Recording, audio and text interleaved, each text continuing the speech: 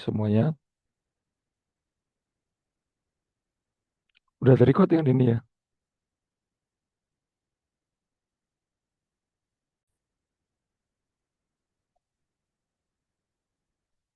Ya. Selamat siang Bapak Ibu semuanya. Pada siang hari ini kita akan melanjutkan pembahasan kita terkait sadari. Saya akan men-share sadari. eh Sadari oleh Bapak Profesor Dr. Insinyur Gandung Troy MSc CRM. Terkait temanya yaitu mengukur risiko dalam angka, probabilitas, dampak, serta implikasinya terhadap keputusan bisnis. Ini ada di apa kemarin di PTPN 3 dengan dasar hukumnya itu yang sering kita pakai Permen BUMN nomor 2 nomor 3 tahun 2023 tentang pedoman tata kelola dan kegiatan korporasi signifikan BUMN. Nah, ini Profesor Dr. Insinyur Gandung Troy Sulistianto Ramesi saat ini menjabat di Badan Sertifikasi Manajemen Risiko, Bendahara IRPA Indonesia Professional Association, dan dosen Universitas Pertamina dan Unisula. Untuk pendidikannya, Insinyur Kehutanan Universitas Gajah Mada 988. Nah, Insinyur Kehutanan UGM 88. Ada Master of Science-nya UNER dan manajemen doktornya di Unpad dan profesor di Unisula. Nah, ini ada ada bagan terkait filosofi manajemen risiko BUMN PTP 3. Yang pertama itu berasal dari RKP, ada PSO, ada Profit and Loss, ada Potential Loss, Financial and Non-Financial. Ada Expected Loss, itu terkait kita harus melakukan pencadangan dihitung dari kerugian tahun yang lalu. Reserve, terus ada Cost Product Pricing atau beban laba rugi, ada pedoman IRM, dari antara atau permen BUMN atau 4 pilar. Penilaian RM sendiri itu ada kualitas penerapan manajemen risiko, ada RMI, Risk Maturity Index.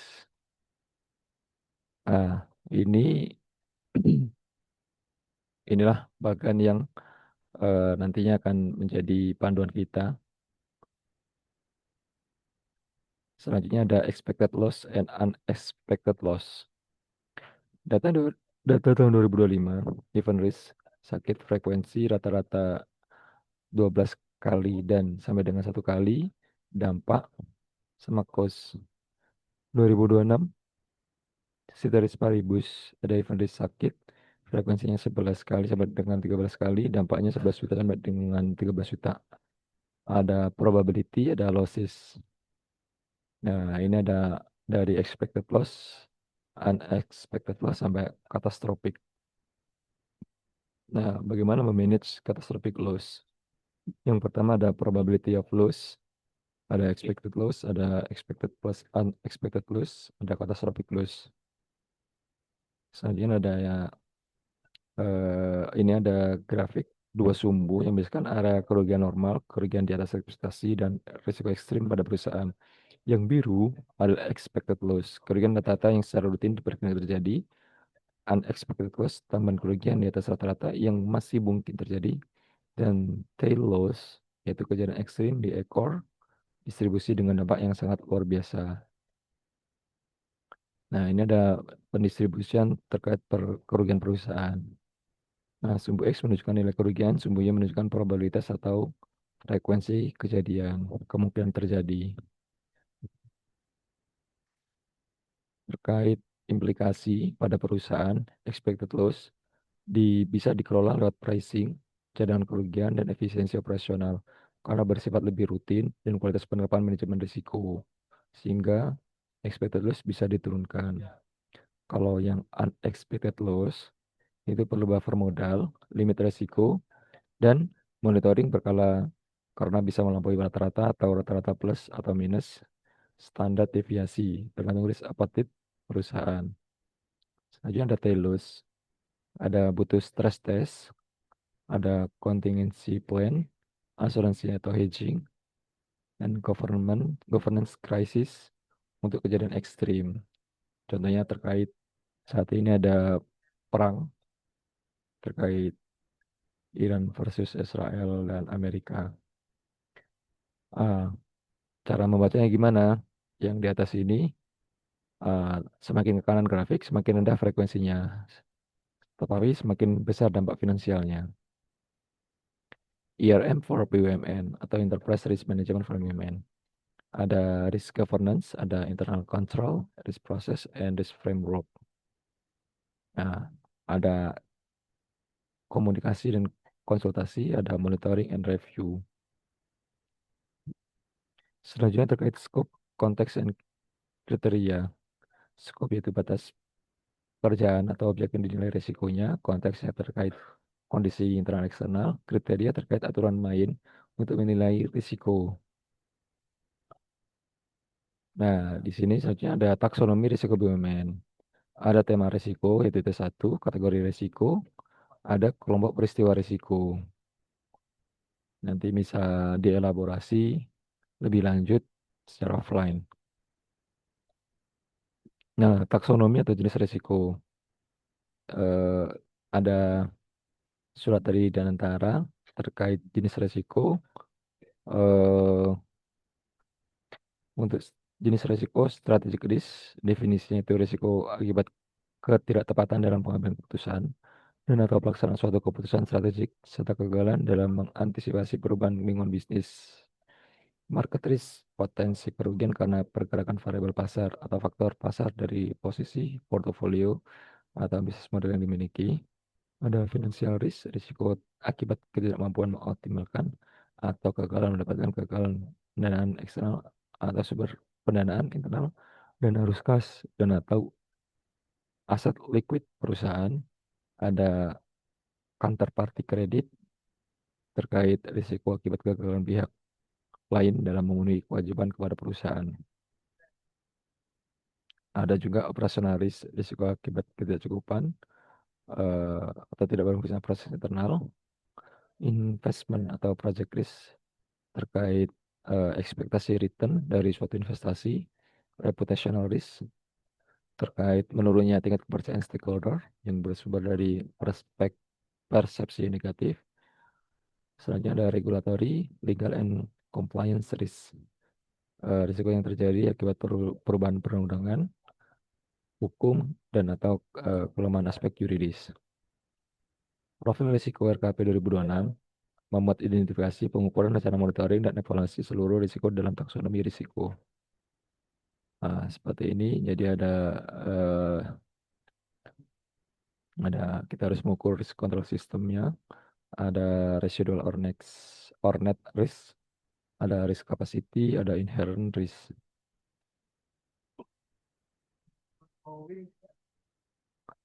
Eh, untuk tujuan materi ini, yang pertama itu konteks bisnis dan urgensi pendekatan terukur per materi dapat menjelaskan karakteristik bisnis perkebunan yang pengaruh volatilitas, harga komoditas, variabilitas, produksi, serta dinamika bioperasional, tantangan menjaga konsistensi, keterbatasan pendekatan kualitatif, dan pentingnya menerjemahkan risiko ke dalam bentuk yang terukur untuk mendukung diskusi manajemen atau pengambilan keputusan. Nomor duanya itu risiko sebagai kombinasi probabilitas dan dampak materi dapat menjelaskan risiko sebagai kombinasi antara probabilitas sampai dengan hubungan konsep probabilitas dan dampak dengan kualitas pengambilan keputusan bisnis. Kualitatif risk measurement, ada brainstorming, assumption analysis, interview, risk registers, risk mapping, impact tables, risk matrix chart. Ada kuantitatif ya terkait decision trees, sensitivity analytics, sampai value at risk far.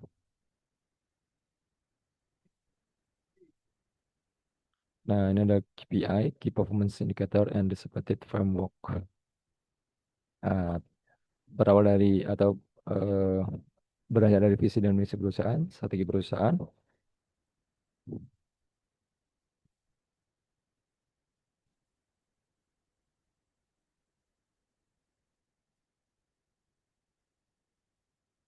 Key performance indicator and risk appetite framework. Ah, risk capacity, definisi formalnya itu adalah batas maksimum risiko yang mampu ditanggung perusahaan berdasarkan sumber daya keuangan, operasional, dan manajemen risiko. Kemampuan manajemen, risk appetite yaitu risiko yang bersedia diambil untuk mencapai target strategi perusahaan, risk tolerance atau batas deviasi maksimum, risk limit, batas operasional spesifik per unit, risk profile, gambaran menyeluruh atas risiko aktual. Tujuannya itu memahami fungsi pentingnya mengukur peluang dan dampak risiko dalam konteks bisnis perkebunan.